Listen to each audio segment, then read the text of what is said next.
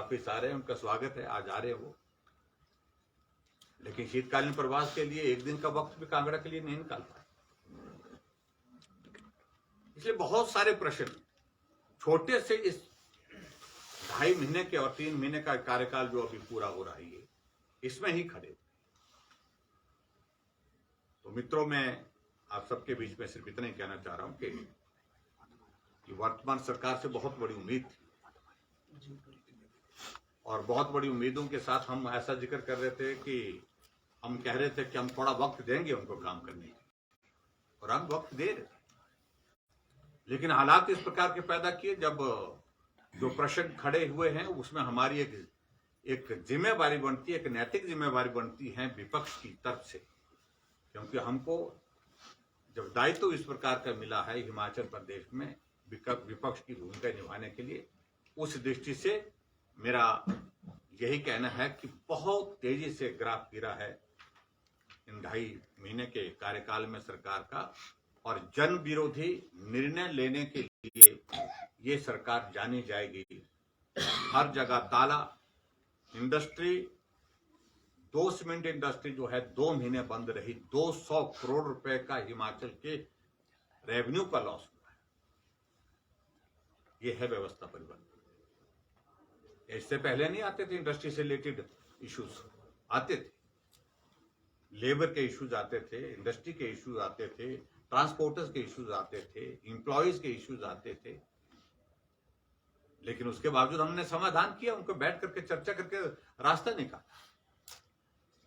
5 साल में एक भी इंडस्ट्री ऐसी नहीं जहां ताला लगाओ, एक दिन के लिए भी, एक दिन की बात छोड़िए, 1 घंटे के लिए भी ताला लगाओ। लेकिन हिमाचल प्रदेश में 2 महीने में सबसे बड़ी इंडस्ट्री और सबसे पुरानी इंडस्ट्री सीमेंट इंडस्ट्री, उस पर ताला। लेकिन इसके बावजूद भी हमें इस बात की खुशी है, आदरणीय प्रधानमंत्री नरेंद्र भाई मोदी जी का हिमाचल के प्रति स्नेह, हिमाचल के प्रति प्यार और हिमाचल के विकास के लिए सदैव वो चिंतित रहते हैं और हिमाचल के विकास के लिए हर तरह का सहयोग दे रहे हैं। और G20 का इवेंट भी धर्मशाला में निर्धारित हुआ है, इसके लिए भी मैं आदरणीय प्रधानमंत्री जी का अभिनंदन करता हूँ। हम पूरे हिमाचल प्रदेश को आगे बढ़ाने के लिए मिलकर के काम करेंगे। ये प्रधानमंत्री जी ने पहले भी कहा है, आज भी उन्होंने अपनी बात से इसको साबित किया है। तो मुझे तो सिर्फ इतनी बात कहनी थी, मेरी ओर से इतनी है बात, बाकी बातें आप एक्सपेंशन को लेकर सर आप क्या कहते हैं? एक्सपेंशन होना चाहिए कि नहीं? बिकॉज़ देखिए, उसमें लोकल लोगों का इश्यू स्वाभाविक रूप से उनको सुन करके उसका समाधान निकालना चाहिए, क्योंकि जरूरत हिमाचल प्रदेश में आज की तारीख में इस चीज की है कि हम अपनी कनेक्टिविटी को इम्प्रूव करें। मैं समझता हूं कि धर्मशाला से बेहतर टूरिस्ट डेस्टिनेशन कोई और हो नहीं सकती, लेकिन कनेक्टिविटी इशू है और लोकल लोगों के साथ बैठ करके चर्चा करेंगे और उसमें सब तरह से सहयोग करेंगे। लेकिन मेरा कहना है कि एयरपोर्ट का एक्सपेंशन होना चाहिए, ताकि वो पूरे हिमाचल के लिए एक बहुत बड़ी एक देन है। सर, आपने कहा कि कांग्रेस गवर्नमेंट ने कांगड़ा की नीति की, तो क्या बीजेपी इसकी भरपाई कर सकती है कि प्रदेशाध्यक्ष का पद जो है कांगड़ा को शिफ्ट किया जाए? देखिए, अब वो तो पार्टी से इस तरह का नहीं होना है, तो सरकार के दृष्टि से बोल रहा हूँ। सरकार की दृष्टि से जो नजरअंदाज हुआ है कांगड़ा, वो विषय है। पार्टी की ओर से सारी चीजों को लेकर के मेरा पार्टी का केंद्रीय नेतृत्व तो तय करेगा सारी बातें, जो भी करेगा। देखो, आपका सुझाव आया है सर। इसी के साथ सवाल है सर, लंबा समय हो गया है कांगड़ा को प्रदेश अध्यक्ष नहीं मिला है भाजपा की तरफ से देखा जाए। देखिए, इन सारी बातों को लेकर के मैंने बड़ा स्पष्ट किया है कि हमारा पार्टी का नेतृत्व सारे पक्षों को सुनने के पश्चात निर्णय विचार करेगी पार्टी, और जब निर्णय कोई होगा तो इस पर चर्चा होगी। अभी तो अध्यक्ष का कार्यकाल जो है वो कब तक है, अब कितना समय तक वो अध्यक्ष के नाते रहेंगे, ये सारी बात को लेकर के अभी कोई निर्णय नहीं है कि अभी तक अध्यक्ष बदला ही जाएगा। पार्टी का नेतृत्व तो विचार करने के बाद निर्णय करेगा। सर, कांग्रेस कह रही है कि जो कर्मचारी चयन आयोग था हमीरपुर में, उसमें जो अब इसको भंग करना पड़ा है, इसका पूरा कारण जो है भाजपा है और बड़े नेता जो है भाजपा के इसमें संलिप्त पाए जाएंगे। कार्रवाई चल रही है और जल्द जो है बहुत से बड़े नेताओं का नाम सामने हम चाहेंगे जल्दी से जल्दी वो नाम निकालें। सर, एयरपोर्ट विस्तारीकरण की आपने बात कही है, लेकिन अगर हम बात करें कांगड़ा के विधायक की, तो उन्होंने ही विरोध कहीं ना कहीं जताया है। इस पर क्या कहना चाहिए? देखिए, स्वाभाविक रूप से जनप्रतिनिधि अपने विधानसभा क्षेत्र का होता है। उस विधानसभा क्षेत्र के इश्यूज अलग होते हैं, प्रदेश के इश्यूज से अलग होते हैं। स्वाभाविक रूप से जब एक्सपेंशन होगा उस विधानसभा क्षेत्र में कुछ लोगों की जमीन जाएगी, और जमीन जाएगी तो उनका एतराज होता ही है। जिनकी जमीन जाती है होना भी चाहिए, उसमें कोई, लेकिन मैं कह रहा हूं कि उसका बैठ करके समाधान निकलता है। डेवलपमेंट का कोई प्रोजेक्ट कहीं आता है, उसमें इस प्रकार के इश्यूज रहते हैं और स्थानीय प्रतिनिधियों को स्थानीय जनता के साथ ही खड़ा होना होता है। इसमें कोई दो राय नहीं है, कोई नई बात नहीं है, सभी जगह इस तरह की स्थिति होती है। लेकिन हम बैठ करके उसका कोई रास्ता निकालने की कोशिश करेंगे। सवाल है हमारा कि जब आपकी सरकार बनी थी 2017 में, आपने आके दो बहुत महत्वपूर्ण फैसले लिए थे। एक तो हिमाचल वासी को हिमाचल आने के लिए कोई शुल्क नहीं देना होगा, दूसरा जो वृद्धा के लिए पेंशन था उसकी आयु सीमा आपने कम की। बीच में चलो कोरोना आया, कई सारे आपने स्वास्थ्य दृष्टिकोण से कई सारी योजनाएं लाई, लेकिन पूर्व मुख्यमंत्री और वरिष्ठ नेता शांता कुमार ने कहा कि भारतीय जनता पार्टी जो है वो खुद की वजह से चुनाव हार गई। अब आप चूंकि पहली बार प्रतिपक्ष नेता के तौर पर यहाँ प्रेस वार्ता में, हम ये समझना चाहते हैं कि इतनी अच्छी अच्छी योजना लाने के बाद कांग्रेस की लोकप्रियता कैसे बढ़ गई और आपको चुनाव का हार का मूल क्यों देखना पड़ा? देखिए, एक बात मैं बड़ा स्पष्ट कह रहा हूं कि कांग्रेस लोकप्रियता की वजह से सत्ता में नहीं आई है, बिल्कुल भी नहीं आई है। अगर लोकप्रियता की अगर आप देखें तो हमको जनादेश की अगर बात कहें तो जनादेश तो पूरे हिमाचल प्रदेश की जनता ने किसको कितना वोट दिया, तो वो फर्क सिर्फ 0.9% है। मामूली अंतर है, जिसको कह सकते हैं बहुत मामूली अंतर है। तो इसलिए जनादेश एक तरफा है, उनकी तरफ है, बिल्कुल वन साइडेड है, ऐसा नहीं है। लोकप्रियता के कारण उनको वोट नहीं मिला है। हाँ, कुछ कमियां हमसे ही छूटी है, मैं इस बात को स्वीकार करता हूं, जिसके कारण जिसका वो लाभ लेंगे। अब लोगों के बीच में उन्होंने कहा हम पहले दिन पहली कैबिनेट में ओपीएस लागू करेंगे। पहली कैबिनेट भी हो गई, पहली कैबिनेट की मीटिंग भी हो गई, लेकिन कैबिनेट की मीटिंग में निर्णय क्या, घोषणा यही हुई ओपीएस देंगे। अरे ये तो आप चुनाव से पहले कह चुके। और उनने दो गारंटियों की बात कही, तो उनने दूसरी बात कही कि हम 1500 रुपए 18 साल से 60 साल की हर महिला को हिमाचल प्रदेश में देंगे। पहली कैबिनेट में कहा, पहली कैबिनेट हो चुकी है, दूसरी कैबिनेट भी हो चुकी है। अब तीसरी कैबिनेट जो है वो जिसकी डेटें, हर कैबिनेट की डेटें 4-4 बार बदल जाती है। अब शायद 1 तारीख की डेट रखी है, कब रखी है, एक तो बैठक रखी है कैबिनेट की, हम उम्मीद करते हैं कि उस दिन वहां पर होगा। उन्होंने कहा कि गारंटियां जो है इनकी, कहा कि हम 300 यूनिट बिजली के देंगे। हम इंतजार कर रहे हैं कि 300 यूनिट बिजली के फ्री देने की बात कर रहे हैं। इन्होंने कहा कि हम 2 रुपए कितने पे किलो के गोबर लेंगे, 2 रुपए किलो गोबर। अब ये नहीं मालूम सूखा लेंगे, गीला लेंगे, कौन सा लेंगे, लेकिन 2 रुपए किलो के हिसाब से लोग इंतजार कर रहे हैं। और 1 लाख नहीं 5 लाख जो घोषणा पत्र अनाउंसमेंट इनके 5 लाख बेरोजगारों को रोजगार, ये नहीं कि नौकरियां देंगे, 5 लाख नौकरियां देंगे। अब उसमें मुकर करके कह रहे हैं हम 1 लाख नौजवानों को नौकरियां देंगे। अरे नौकरियां बंद पड़ी है। सबऑर्डिनेट सिलेक्शन कमीशन हमीरपुर में, स्टाफ सिलेक्शन कमीशन हमीरपुर में जिन नौजवानों ने परीक्षाएं दे रखी है, जो कुछ लोग ऐसे हैं जो ओवरेज आने के कगार पर आ रहे हैं, अप्लाई कर ओवरेज हो जाएंगे, वहां वो प्रक्रिया जो है वो रुकी पड़ी है। हजारों की संख्या में नौजवान नौकरियां जो हमने पोस्टें क्रिएट करके रखी हैं उसका इंतजार कर रहे हैं। और पहले कहते थे 5 लाख लोगों को, नौजवानों को हम नौकरी देंगे, आप बोलते 1 लाख को देंगे। तो बहुत सारे कन्फ्लिक्ट्स हैं इनके आपस में, क्लैरिटी नहीं है। एक मंत्री कुछ बोलता है, दूसरा कुछ बोलता है, तीसरा कुछ बोलता है। तो इसलिए क्योस है चारों तरफ, जिसको मैं कह सकता हूँ वो अव्यवस्था का आलम है, व्यवस्था के नाम, व्यवस्था परिवर्तन के नाम। इसी से जुड़ा हुआ सवाल है और अभी बिल्कुल फ्रेश सवाल जो आया है इनका उद्योग मंत्री का, वो कह रहे हैं कि नेता प्रतिपक्ष को जो है वो इंतज़ार करना चाहिए और विपक्ष का काम है बोलना और वो बोलते रहेंगे। हमने सब कमेटी बना दी है रोजगार के लिए और वो उसके लिए बिल्कुल रोजगार दिया जाएगा और चुनावी बेला थी उस वक्त जो है वो थोक में दफ्तर खोल दिए जिनको हमने नोटिफाई किया और जो सही होंगे उनको फिर से बहाल किया जाएगा। क्या कहना चाहिए? देखिए, मैं बड़ा स्पष्ट कर रहा हूँ इस बात को। उनने जो भी निर्णय लेना है वो निर्णय लें। एक सरकार का कार्यकाल 5 साल की, मैंडेट इज फॉर 5 years, और उन्होंने पूरे 1 साल का कार्यकाल हमारा कम किया है। पूरे एक फाइनेंशियल ईयर के सारे जो निर्णय लिए थे हमने इंस्टीट्यूशन को चलाने के, वो उन्हें बदल दिए। आने वाले समय में यही परंपरा आगे बढ़ती रहेगी तो 1 साल का नहीं, पूरे कार्यकाल का ही विचार करना होगा। और मुझे मालूम नहीं कांग्रेस पार्टी की सरकार कितने दिन रहेगी, मैं इस बारे में अभी कुछ कहना नहीं चाह रहा, लेकिन मैं इतना जरूर कह रहा हूं, आने वाले समय में भारतीय जनता पार्टी की सरकार, इनका कार्यकाल चाहे 6 महीने का रहे, चाहे साल का रहे, जो भी रहे, 5 साल तो मुश्किल लग रहा है, बिल्कुल मुश्किल लग रहा है। जो हालात है, लोग बोल रहे हैं, चौक चौराहे पर बोल रहे हैं, लेकिन जो भी कार्यकाल रहेगा हम पूरे कार्यकाल को रिव्यू करेंगे। पूरे कार्यकाल में जो निर्णय होंगे, जो उन्हें गलत निर्णय लिए होंगे, उन निर्णयों पर विचार करेंगे फिर से।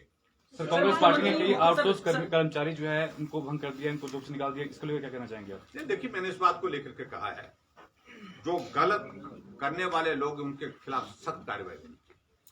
राजनीतिक भाषा में बात मत करें। जो दोषी लोग हैं उनको चिन्हित किया जाए, उनके खिलाफ जो कार्रवाई होनी चाहिए। मेरा यह मानना है, कर्मचारी आयोग जो वहां पर बनाया गया था, स्टाफ सिलेक्शन कमीशन, इसलिए बनाया गया था ताकि भर्ती की प्रक्रिया को जल्दी से पूर्ण किया जाए, और उस तरह से जब कुछ लोगों ने गलत किया है तो उसकी सजा ये नहीं होनी कि उस संस्थान को ही आप बंद कर दें। मैं इस निर्णय को सही नहीं मानता हूं कि संस्थान बंद करना उचित नहीं है, और संस्थान बंद करने के पीछे उनके पीछे एकमात्र एजेंडा, वो ये एक एजेंडा था कि भारतीय जनता पार्टी की सरकार के दौरान यहाँ पर जो चेयरमैन मेंबर्स हैं वो चुने गए, वो लगाए गए थे, उनको हटाने का रास्ता निकाला हुआ। और दूसरी बात मैं ये भी कहना चाह रहा हूँ, मैं किसी का पक्ष नहीं ले रहा हूँ, गलत हुआ है तो उसका समर्थन करने का सवाल ही पैदा नहीं होता है।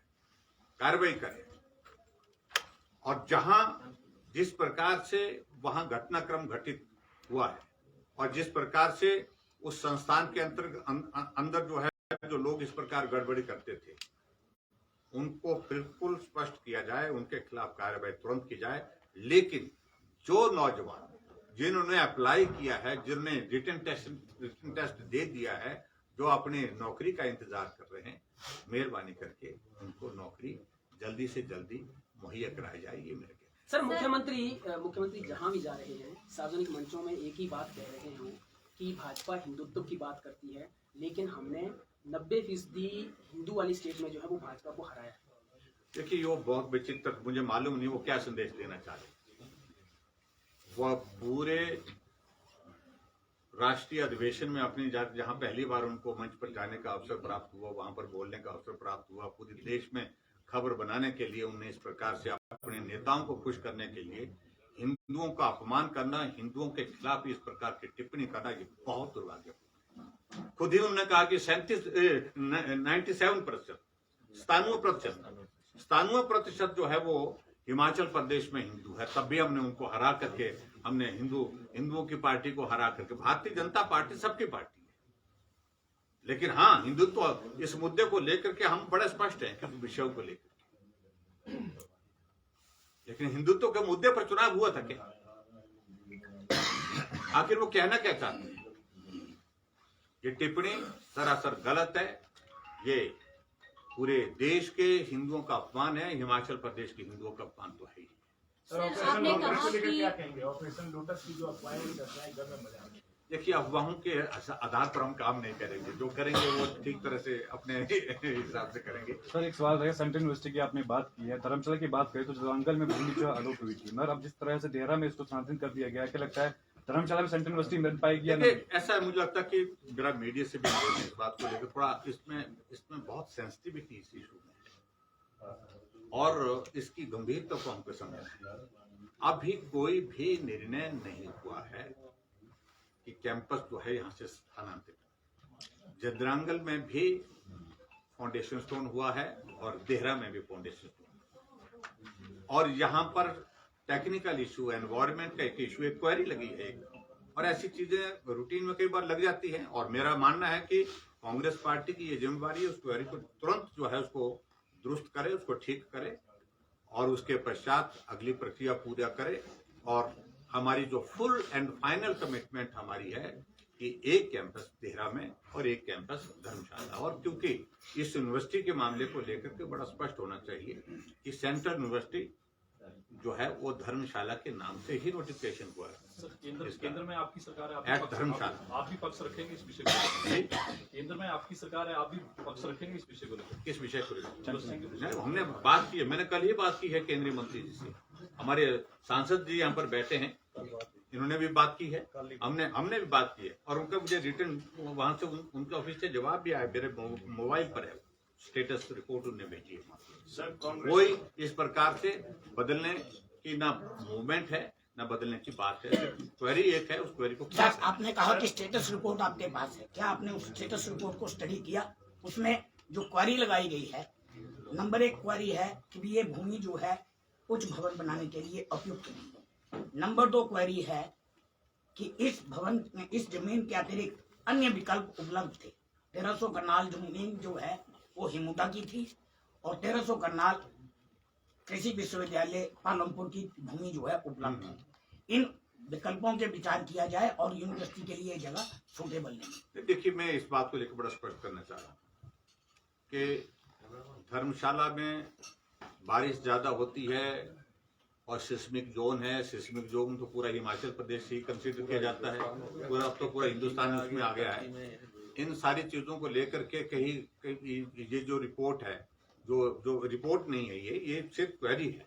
इन क्वेरी का रिप्लाई देने की स्टेट गवर्नमेंट की रिस्पॉन्सिबिलिटी है। पूरा धर्मशाला क्या ये इसको पूरा धर्मशाला ही हम शिफ्ट कर दें कि भाई यहाँ पर बारिश ज्यादा होती है और इस कारण से यहाँ पर कुछ नहीं रहना चाहिए? तो ये मुझे लगता है इन सारी चीजों को लेकर के जवाब दिया जाना चाहिए, जल्दी देना चाहिए। कोई भी इस प्रकार का इशू नहीं है। अगर उन्होंने दिया है तो मैं समझता हूँ कि सरकार की, प्रदेश सरकार की जिम्मेवारी बनती है सारी क्वेरीज को क्लियर करे। सर कांग्रेस ने एक बड़े सिंपल फॉर्मूले के तहत 3 रुपए डीजल बढ़ाकर ओपीएस की घोषणा तो कर दी है। सर आपके पास भी तो अच्छा मौका था ओपीएस की घोषणा करने का, सर क्या कारण थे जो आप इस निष्कर्ष को नहीं लाते? देखिए, मैं एक बात को लेकर के बड़ा स्पष्ट करना चाहता हूँ। डीजल की कीमतें 3 रुपए बढ़ा दी कांग्रेस पार्टी ने और कहा कि हमको ओपीएस देना है। इस प्रदेश के गरीब लोगों ने भी कांग्रेस पार्टी को सत्ता में लाने के लिए वोट दिया और डीजल बढ़ाने का मतलब है कि सभी जितने भी पूरे प्रदेश के लोग हैं सबके ऊपर उसका बोझ पड़ता है और गरीब लोगों पर उसका बोझ ज्यादा पड़ता है। और ये मैं समझता हूं कि बहुत दुर्भाग्यपूर्ण है जो कांग्रेस के लोगों ने ये निर्णय लिया है। और उसके बाद जहां ओपीएस की बात है, हर एक पार्टी का अपना अपना काम करने का तरीका होता है। हमारी पार्टी का मानना था कि हम जो भी निर्णय लेंगे हम आइसोलेशन में नहीं लेंगे, हम पूरा देश का निर्णय लेंगे जब भी लेंगे। लेकिन फिलहाल पार्टी ने कहा कि अभी नहीं लेंगे, बाद में इस बात को लेकर के विचार करेंगे, यही बात कही है। और कांग्रेस ने कहा कि हम पहली कैबिनेट की पहली बैठक में, पहली कैबिनेट की पहली बैठक में, पहली कैबिनेट भी होगी, पहली बैठक भी होगी। लेकिन क्या ओपीएस हुआ है? आप मालूम करो राजस्थान में ओपीएस लागू हुआ क्या? आप मालूम करो छत्तीसगढ़ में 1-1 साल हो गए वहां पर उन स्टेट को घोषणा किए हुए, अभी तक भी व्यवहारिक रूप से ओपीएस वहां पर भी लागू नहीं हो पाया है। पीएफआरडीए ने बड़ा स्पष्ट कहा है जो पैसा हमारे पास जमा है, जो शेयर हमारे पास जमा है, हम किसी तरह से बाध्य नहीं है उसको देने के लिए। हमने अपनी टर्म्स एंड कंडीशन के साथ उसको मार्केट में इन्वेस्ट किया है, तो हम पर कोई भी दबाव नहीं डाला जा सकता कि उस पैसे को आप वापस दें। ये बोल रहे हैं ना 8,000 करोड़ रुपए हमारा पैसा पड़ा हुआ है, उसको हम वापस लेंगे। They can not do it. क्योंकि वो एमओयू में एंटर हुए। एमओयू उन्होंने किया वो केंद्र सरकार के, हमारी सरकार ने नहीं किया है। उस वक्त वीरभद्र सिंह जी थे, उन्होंने एमओयू केंद्र सरकार के साथ किया है। तो इसलिए जो हकीकत है वो सारी हकीकत सारी सामने आनी चाहिए। मेरा ये कहना। Thank you very much. Thank you.